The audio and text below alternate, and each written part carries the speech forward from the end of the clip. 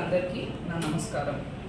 మరి ఈరోజు మనం ఎందుకు కలుసుకుంటున్నామంటే మన నేషనల్ హైవే అందరికీ తెలుసు. రోజు నారాయణఖేడ్ రావడానికి 4 lane highway, national highway 161 Akola, Nanded, Sangareddy వరకు ఉన్న ఈ హైవేని బీజేపీ నేమ్ చేశానంటుంది, బీఆర్ఎస్ నేమ్ చేశానంటుంది.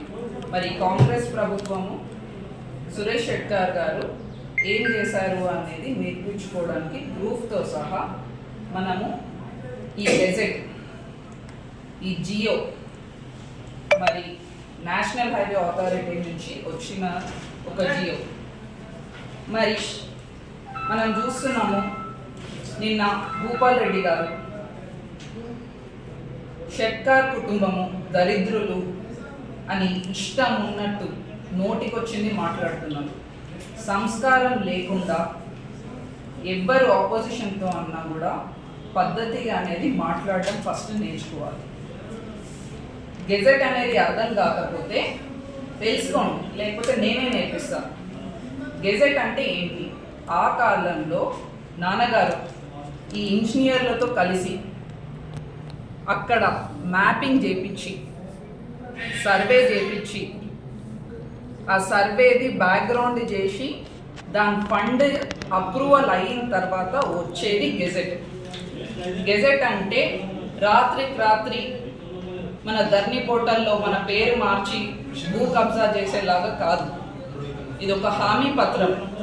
దీని ఇప్పుడు 10 సంవత్సరాలు అయిన తర్వాత కూడా ఎవరు దీన్ని మార్చలేరు. దీన్ని పెద్దగా చేయొచ్చు కానీ దీన్ని మాత్రం తగ్గించలేము. మరి భూపాల్ రెడ్డి గారు కేంద్ర ప్రభుత్వం అది తెచ్చింది, కేసీఆర్ ఇది తెచ్చారు అని చెప్తున్నారు హైవే. మరి ఇన్ని రోజులు కేంద్ర ప్రభుత్వం ఏమి పని చేయలేదు అని చెప్పిన బీఆర్ఎస్ ప్రభుత్వం ఈరోజు కొత్తగా కేంద్ర ప్రభుత్వం అన్ని తెచ్చిందంటుంది. ఏ ప్రభుత్వం తెచ్చినా కూడా వాళ్ళ సొంత డబ్బుల నుంచి తీసుకొస్తున్నారా?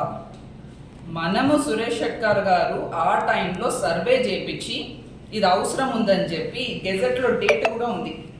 4th ఏప్రిల్ 2011 అప్పుడు మనం సర్వే రిపోర్ట్స్ ఇంజనీర్స్ అంతా పంపిస్తే 2 సంవత్సరాల తర్వాత 2013లో ఈ జియో అనేది రిలీజ్ అయింది. మరి ఉన్నదానికి చదువు రాకపోతే మరి గెజెట్ అనేది ఏందో అని అర్థం కాకుండా మరి ఎమ్మెల్యే ఎట్లా అయ్యారో అనేది తనే ఆలోచించుకోవాలి. ఇక వస్తే